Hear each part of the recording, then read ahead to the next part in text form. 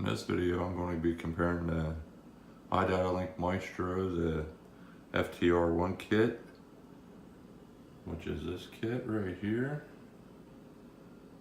and then also the Radio Pro, the PAC RPK4-FD2201. We'll compare them both, and it's all my opinion and my experience, so take it for what it's worth. And if you like the video, please like it so I know it was worthwhile to you, and let's get on with it. Okay, this is a review of the two install kits that they have for the current F-150s. The PAC, the RPK4-FD2201, and also known as the Radio Pro 4, and the iDatalink Maestro Kit FTR1. I did get the PAC kit first and install it, and I had trouble getting the backup cameras working on my 2018 F-150, and I never could get it to work. Even emailed them, which I twice, and never got any response. I don't feel that there's the support for the PAC that I got for the Maestro, and I did have everything hooked up correctly. I don't know if it was a firmware issue or what the problem was, but I'll go over what I think the pros are on the iDatalink first, then I'll go over the PAC one. This retails for about $270, and to me it's a better looking, more usable dash kit. You got a bigger cubby hole down here that has a USB, an HDMI, an audio jack, and another USB jack. It has a cleaner look. Did away with some of the buttons here and the volume, and I'll compare the dashes here and it's in a little bit. Everything worked as advertised on this. Like I said, the PAC, I couldn't get the backup camera to work no matter what I did, and I installed, a couple kits and cars. The iDatalink also has the OBD integration, which if your stereo supports it, it's a nice thing to, it's a bonus. The PAC does not. Like I said, it has the integrated audio down there. The PAC does not. You have multi-function ability on your steering wheel controllers. Short press will do what it was originally intended, and you can program if you press and hold, it'll change it. And like I have my mute button is multi-function. I changed it to a long press switches to the nav screen, and if I long press to answer a call, if I long press that, it switches to the OBD screen, which is nice. I did change one of their default values, was the volume down, went immediately to mute, and I already have a mute on my steering wheel, so I kind of did away with that setting. There's not a lot of, on the PAC, there's not a lot of information on how to update your firmware. But on the Maestro site, it was I have an older computer. I downloaded a program, pulled it up and flashed it. You can change a lot. There's a lot of information on the Maestro versus the PAC.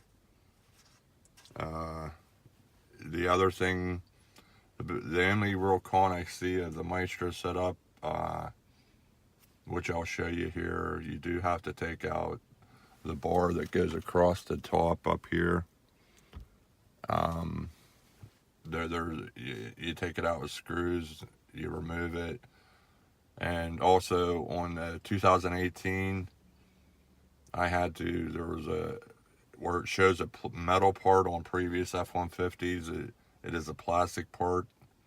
I had to basically cut it out, but it is replaced with a piece of metal that I feel is more rigid.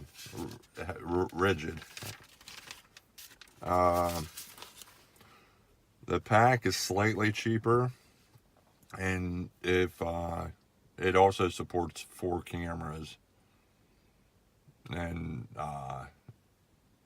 through a VS41, which they call the Safe View. Now my Pioneer, this is an AVIC W6400 NEX stereo, and it does support 2 cameras, and obviously the backup camera and the forward camera, or wherever you want to put it. This I didn't have to even take out. With the PAC, I didn't have to take out the bar or do any modifications to the dash. It fit in without any modifications. So if you don't want to modify your dash at all, the PAC don't seat slightly, it doesn't sit back in the dash quite as far. And the biggest con with the PAC, other than the added features, is I emailed them 2 different times and never heard a response or anything. I frequent forums, and there's not a lot of people that I ran across that know a lot about PAC. Maybe I was looking in the wrong places, but I can usually dig up information on just about anything. And I will show you what this looks like before you put everything in. I'll take the faceplate and stuff off, and I'll also take this faceplate up and show it beside the original Ford dash, the PAC, then this dash. All right. Okay. Here's the setup with it. Like I said, this is a Pioneer 6400 NEX, and I will show you the stuff I'm working off my steering wheel, and I can switch to nav. I can switch right back just pressing it again. This is the OBD connection. Everything's a lot of stuff is configurable.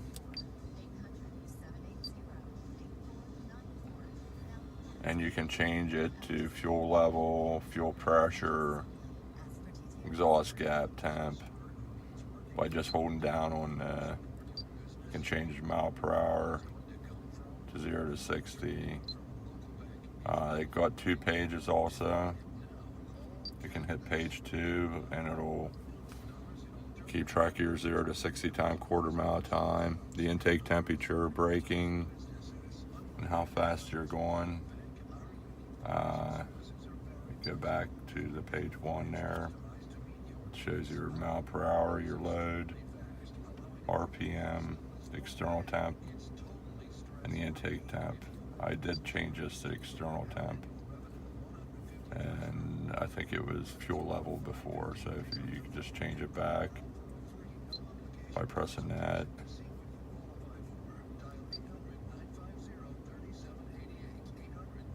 You probably have to go out of it. Yeah, there it goes to fuel level, 51%. And I'll change it back to what I had it, external air temperature, 62 degrees today. The information here is my tire temps, and if I open the door, you can see that, and how many volts my truck is running, and if there's any codes, this would be illuminated. You can put whether you want to have your, tire pressure monitor alerts on, check engine alerts, your door alerts, and your units, which makes it pretty nice. But that's the biggest things with this. And you can get to, I made the shortcut right there to get back there. I think that's it. You can switch to camera view and get back. Pretty straightforward. That's specific to Pioneer, some of that, but alrighty. Okay, this is what my dash looks like before I put the faceplate on. You can about see where you need to put your stereo. I had to mess with that to find which holes lined up to make it seated right, bring it out as far. The thing that you need to, the bracket you need to take off comes out right in here and comes across the whole way. And you also have to modify right here. You can see where I cut a little piece out. I don't know if it's a piece of metal on another one, on other F-150s, but on my 2018 it wasn't metal, so I had to cut that away. Then this comes with the iDatalink setup, and basically I have all my wires sitting on there. There's a bracket to install, stuff below. If you have the sync that carries over, which the 2018 it didn't carry over. And these are the cables that come and plug into the back of the faceplate. I will also say that on the iDatalink kit, the faceplate, I needed to start at the top to push it in. It just seemed to click in a lot easier. If I started at the bottom, it didn't want to push in. It was a tighter fit, but it seated itself well when I started at the top.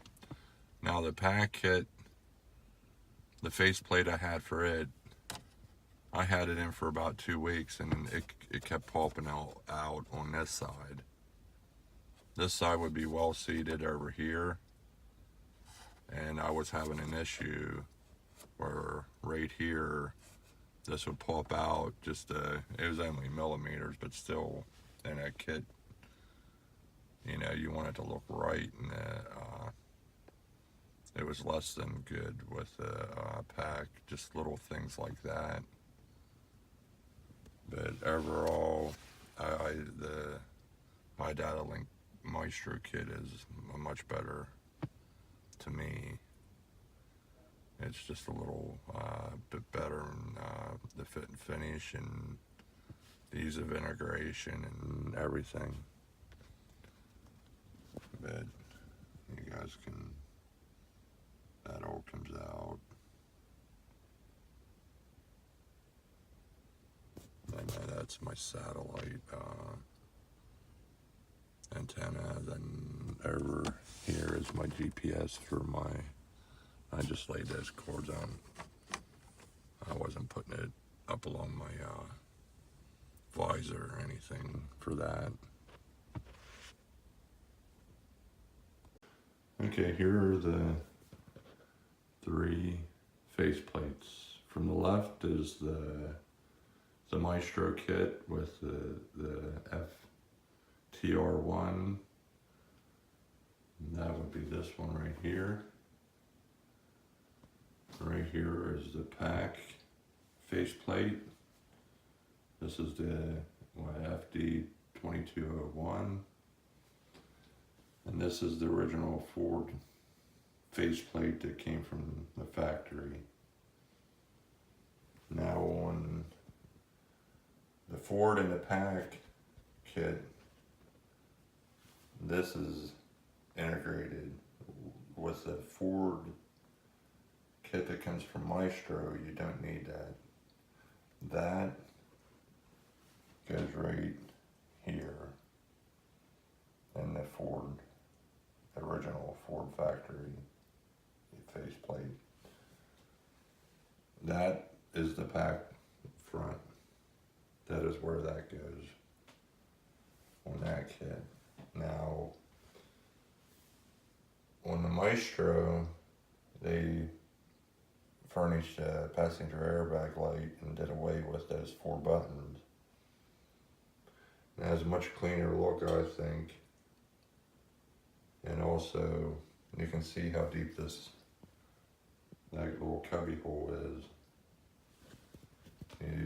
You can see that this cubby hole is not that deep.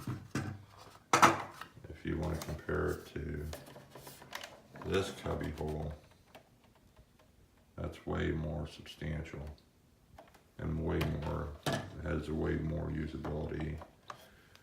And right above that is all the ports that you get with that. Finish is, I think this coloring is more like this coloring. This might be a little bit duller looking, and this has a slight maybe sparkle to it.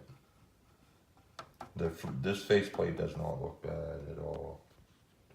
It's all in preference, I think, you know. But that's all, this is all put together in the back. That's why you don't see the going through. I put all the stuff back together for it. But I think overall this don't use the space quite as well as this. This is so much cleaner looking, so much better executed. Well, if you like my video, please like it. I appreciate it. Then I know it was a useful video to you. Thank you.